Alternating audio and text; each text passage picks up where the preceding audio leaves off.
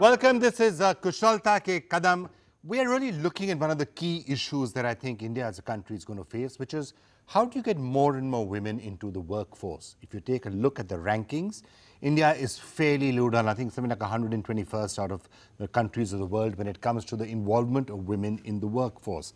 And naturally, as we go forward to end gender disparities, to improve the social status of women across the board, the best thing to do is to get more and more women into the workforce. And that's really what we're going to discuss today. What's the best way to assist that? Joining us, of course, Sriram, advisor USHA International, one of our partners in this in Kushalta Ke Kadam. Jayant Krishna, Executive Director and Chief Operating Officer of the National Skill Development Corporation, which is an organization, of course, essential for all that we are talking about. Lalita Kumaramangalam is a former chairperson of the National Commission for Women, member of the Bharatiya Janata Party. It's great to have you with us. One of the things that we're going to be talking about is how can women across the board, including in rural areas, be given skills in new areas like the fashion industry. So joining us for that is Nikhil Mehra, who's of course part of Shantanu and Nikhil. So it's a pleasure to have you with us. Also a pleasure to have joining us from Goa, Wendell Rodrigues, somebody else who needs very little introduction. Both of you can perhaps tell us how it can be taken forward.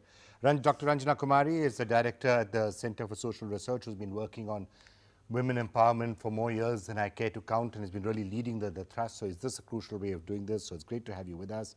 And finally, Dr. Sumayo is Executive Director at USHA International, been very closely working with Silai School, which is one of the case studies that we need to look at. Women empowerment, getting them into the workforce and giving them the skills to enable them to do it. Is that the key? Yes, it is, along with education. You need to have a minimum level of education to be able to succeed at anything in life, because it trains you to focus on things and learn more. Why women need to enter the workforce is so that they are able to prove that yes, they are also capable of financially contributing to their families. And once women start earning, their status in the family and their ability to negotiate whatever decisions that may be taken, to begin with perhaps minor, smaller decisions, but eventually it becomes larger. That is what is very, very essential to them. There are other issues also that go into it, but economic empowerment has to be partly financial empowerment also. Only if you have an income coming in, there is financial inclusion and empowerment start taking place. It is not the be all and end all, but it is the beginning. So, Ranjana, let's get you in on this. We keep talking about women empowerment, but no matter how much we talk about it, no matter how many studio discussions you do, no matter how many candle marches we have and saying it's really important for women empowerment, at the end of the day, she seems to be saying if the women are the bread earners and have that status is one of the best ways to do it. Would you agree? Yes, certainly. The worry at the moment, you very nicely stated that 10% women have gone out of the workforce actually in India. That is the status in terms of work participation rate. So bring them back into the... So it's dropped, you are saying? Yes, they are dropped. Why do you think it's dropped? Of the formal because, workforce. yes, that's the formal work participation rate, where last decade has seen 10% women going out of the workforce. So that's one reason that we should bring them and shift the whole focus to also skilling and also self-employment. To some extent, micro enterprise, smaller initiatives which can really bring economic empowerment. Because the other story also is that when women are economically empowered, their social status goes up. Train her into, as Lalita very rightly said, education, because that brings the confidence level to be able to do whatever activity that you do better. Okay. Mr. Sriram, that's been part of what we've been discussing. You need to create an ecosystem. You need to make sure that entrepreneurship can be done. And we keep talking about Startup India. This is another aspect of it, micro-employment, enable them to do something in their own homes, which potentially, can become an enterprise. Well, that's it. That's what we've been doing. Now, we happen to have a product in USHA, sewing machines, which if employed by women and they're trained and skilled, can increase the family income by as much as 25, 30, 50 or 100%.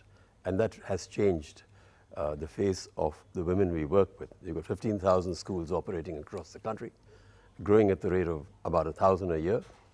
And the skills that these ladies are learning, they are over the moon, and their social status has grown. And now the idea of USHA is to take them away from, so to say, subsistence earnings to sustainable earnings through a Silai label, which can be taken across the world. Okay, we'll see how that actually practically works out. But how difficult are you finding it to get people to say, what is the requirement? How does it typically work? A woman comes and says, okay, I want to start doing something on my own. How difficult is it for her to make that start? Well, Vikram, I think first I'd like to say what challenges we've met through this platform. One is that we've taken training to the doorstep of the woman. We organize training 1 kilometer on an average away from her home. That has helped, and that difficulty we have crossed. The other is that we have translated the syllabus and we train women in vernacular. So that difficulty and that challenge we have crossed. So just to look at this, you're saying that the key is, if you want to take one case study, because the idea is there should be one case study, look at a successful case study and say, okay, now let me see how I can expand that to 500 other areas. So you're saying that the key for you has been do it close to the doorstep. Absolutely. That's one step. And number two, do it in the vernacular language. Vernacular language, otherwise it does not really work. She's right. Okay. So it doesn't work. Vernacular has to be. Vernacular has to be. You agree with that, vernacular? Absolutely, yes. Okay, let me just turn to you and again try and broaden this. What are the key issues and challenges that you're finding when it comes to skill development? See, one is, mobilization of women has always been an issue. If you look at, since inception of NSDC, we have trained about 1.6 crore people, youth largely, we would have loved if the number, 50% of it were women, girls and women, But 40% of this have been women. Not only that, among all the women who have been placed either through wage employment or self-employment, 40% of them have also been women, But there's a very encouraging trend we have seen under... Sorry, can I just interrupt you? I think that's an interesting statistic. You're saying that the people, that of the total number of people coming to NSDC, 60% are men and 40% are women. Yeah, absolutely. Yeah. And the same ratio... So there is a disparity, but it's not as many as some might have feared. Yeah, so there is a disparity if you look at our data from inception of NSTC, which is almost 9 years ago. But if you look at the recent year, the current year, the year which just went by, and the flagship scheme of the country, which is called the Pradhan Mantri Kaushal Vikas Yojana, which is country's solution to this problem that who pays for skilling for people from the bottom of the pyramid. You'll be amazed, for the first time we have crossed the magical barrier of 50%. 51% of all enrollments that have happened there are women, You're encouraged by that? Even the earlier number, 40% were women, and now if 50% of the people who are coming to say enroll us in skills, if they are women, then that's a good sign. Yeah, it is. It's an extremely good sign, because women have traditionally been the most backward classes in this India, regardless of everything, whether it's caste, creed, whatever you want to say. Women have been the most backward citizens of India, free India also, post 1947. And you will also find that the desire for women to change their lives seems to be now on the upsurge, and it's there in the smallest of towns and villages. It's not merely restricted to urban India. Women are already major contributors to the economy. They are just not counted. Almost 80%, in fact, a little over 80% of informal labor, which is agriculture, fisheries, all of that, construction work, etc., are done by women. It's just that they don't own assets. Only 2 to 3% of women in this country own assets, and now the access to finance is slowly increasing. It's much better in the south than in the north. There are many disparities, but along with it, where education levels and awareness and training is being given, you find that aspirational India is sort of skewing more towards women than men. Okay. In the fashion industry, perhaps one of the area where potentially a large number of women can find skilling, can find enhancement, can find employment. You're mentioning some of the others. How big do you think it can be? And even today, a large proportion of the supply chain out there would be in the hands of women, right? Women, especially in Goa, make a better workforce than the men.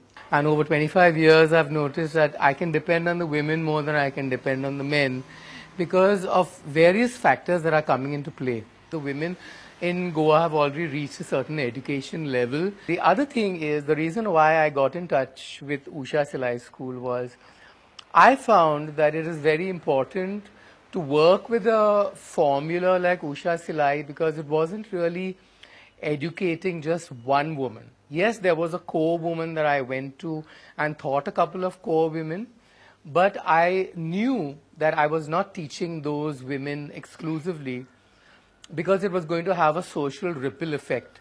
They in turn were going to teach other women, other young girls in their village. They got social respect because they were suddenly gone from being maybe a widowed person or somebody with a drunken husband. They suddenly got this respect of being called a teacher, and then she suddenly got social respect from everyone in the village and saying, teacher taught me, and those ladies in turn specialized and taught other ladies, and it went on. I think that's some really interesting lessons and tips there as to how actually you can take this forward, and it's a tool not just of economic empowerment but also social empowerment, as you were mentioning. Let me just get your sense, and let's looking at the couple of these case studies from the fashion industry as to how it is possible to extend skilling and employment. Well, to begin with, I come from a background where our mother was the person who initiated Shantanu and me to get into the business of women's wear. She developed her skill in many businesses much before we got into fashion, and she has always inspired us. In fact, today the entire workforce that runs the business front end is run by women. So it's quite fascinating to see that menswear is sold by women to men in this country, and we completely depend on them because we have realized, in fact, we realized this long time ago through our mother that their management skills are much better than men, and their ability to save money, to be able to give a consciously correct decision for them without fleecing anyone is paramount. In fact, in the back end also, as far as skill development is concerned, in our own factories, we have women running departments of production. We have women running departments of hand stitching when it comes to turpai. All the little details that help us to finish the product in the perfect manner are run by women. So we are very proud as a company that we continue to see that evolving and running across very well. See, Vikram, we are trying to move away from that mindset that certain job roles are only for women. Yeah. The sooner the country forgets that, these job roles only women can do, or women can do only certain kind of job roles and not the entire gamut of qualification packs, the better. So that's one. So every role, we encourage, including So when you're skilling, you're sector. saying this is a skill that we are teaching, Right. and we are not really, whether it's a male or a female doing it doesn't matter. It doesn't It's matter. equal skilling. And let me add, drawing whatever I have seen in the fashion world, it's important that, when we teach sewing skills, we also integrate them with the entire value chain. Because that's how they'll be able to earn more if they're designers, where, the price points are higher, then obviously their wages also go up and so on and so forth, rather than if they're left to fend for themselves. So I think integration with the entire apparel value chain is very, very important. So would you say that the right thing to do is to say, don't try and have any gender roles at all when it comes to employment? I think job market has to be neutral. So whichever person wants to join, if that skill and training is there, then can join whichever occupation, whichever activity or entrepreneurship that men or women want to do. But the problem comes when you come from the socio-cultural background that we come from. So we normally from the ITI days, we have always identified Silai Kadhai, stitching, unless of course it is connected with industry, as you are giving examples, that fashion industry. We are talking about a very large workforce of women. So I think in that case we need to look at the kind of skills which are agriculture based skills, which are small animal husbandry based skills, which are floriculture, many other things, and some modern skills. Otherwise, what we are getting into is all the time this whole idea of some people training some very good hands and trying, because one dose of investment is not enough for a very poor to become skilled. You have to go for many doses of investment and support structure tie-up. So that is something, network. So Mr. Sriram, let me turn to you on that. Now, the support system that somebody would need, what would that be, and what are the sort of challenges that you would therefore face? So you can give them a certain amount of skills. What's the other support systems that typically you have found that they're requiring? Is it financing? Is it family support? Is it something else? Well, family support is certainly part of it. But in our case, in the case of USHA, we are providers of sewing machines, and we've started Silai schools. And now to take it to the next level of the Silai fashion label, we need the integration of so many other disciplines, design, cutting, pasting, all that kind of thing, and in the market. The value chain that he has talked about is very important to bring to bear, because that is when the woman who's doing it from her doorstep can begin to earn real bucks. So you're saying she can be trained in a certain number of skills, but that needs to be combined with other skills that others can come up, and only then does it become an and the community can help provide Backward that. and forward linkages. Yeah. Backward and forward linkage. Yes. And is that something which you think the private sector should do, or do you think the government should try and get into it? Because there are some states that are partnering. And I think we've got to keep in mind the reality of the remote village where we are doing this work, and the socio-cultural reality of that village. I think one point is that sewing and stitching is aspirational as far as the woman from that village is concerned. I'm not saying that don't give her inputs on other skills. Why is it aspirational? A, the identification, the opportunity to creatively express herself through the skill is there. Secondly, the woman also aspires, and this is reality, because we've been interacting with these women, to manage her household, to manage her children, and to create the support system. She also has to play a role in it. Without the support system, it is very difficult for a woman from that kind of remote village to become skilled. Okay, so family support is one of the key. Is critical. Family support is critical, and Vikram, I will say that the village community support, the pradhan, the panchayat, we also have to interact with the pradhans and the panchayat in the village. That support is also very critical. This is ground reality. I think once you empower women, you're giving them a chance to innovate and create, and through innovation comes a community and growth out of a community. So I would think that what is important is to really make some kind of arrangement where you have market linkages, you have credit for women who are skill has to be polished and wage parity is very important. You know, where government needs to step in is to facilitate women to stay in the workforce. For example, creche.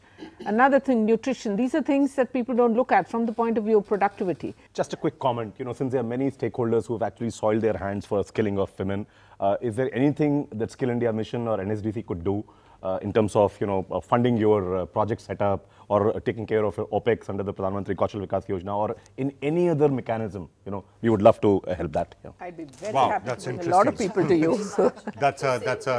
That's a good thing. Which anything else you think the government can do? Last quick word. USHA has had interactions with the NSDC, and I think there needs to be a far more degree of connection with corporates to take it forward, because they're enablers. The government is a facilitator, corporates are enablers, and individuals are doers. Ideally, this is a sort of a thing which we need a broader partnership for across the board, because the more this is spread out, the better it is. Your suggestions, your ideas would also be welcome, because with this we are coming to the end of another season of the NDTV USHA Kushalta Ke Kadam campaign. Send us what you think can possibly be done in the next season as well, to try and make sure that the appropriate levels of skilling do get there.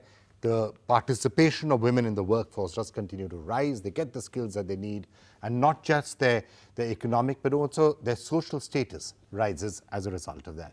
Thanks a lot for watching. Thank you all so much for having been with us. That's it for now.